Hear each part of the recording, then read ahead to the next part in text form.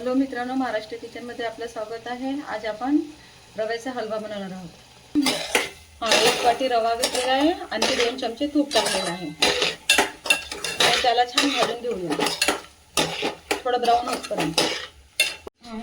रवा छान भाजलेला आहे। आता आपण पाणी टाकूया आणि 1 वाटी आपण रवा घेतलेला होता, 2 ग्लास पाणी टाकूया, 2 वाटी साखर टाकूया। ही बघा 2 वाटी साखर टाकलेली आहे, 1 वाटीला 2 वाटी भरपूर होतं। जेव्हा छान पाणी गरम होऊन जाईल तेव्हा आपण भाजलेल्या रव्यामध्ये ते टाकून देऊया। साखरेचं पाणी केलेलं होतं ते तयार झालेलं आहे, त्यामध्ये हे पाणी ओतून घेऊया।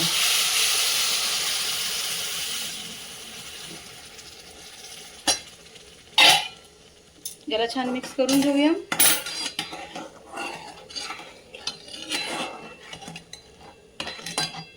झाल्यानंतर मग थोडं काजू बदाम वगैरे टाकून घेऊया। आता आपण ही विलायची पावडर टाकलेली आहे, याच्यामध्ये बघून घ्या। 4-5 विलायची घेतलेली आहे, त्याला छान बारीक कुटून घेतलेलं आहे। आता आपण यामध्ये थोडं खोबरा तेल घालणार आहोत आणि थोडी बदाम आणि थोडी चारोळी।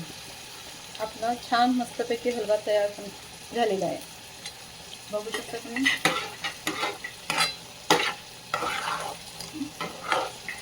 व्हिडिओ आवडला असेल तर लाईक आणि सबस्क्राईब करायला विसराल नको।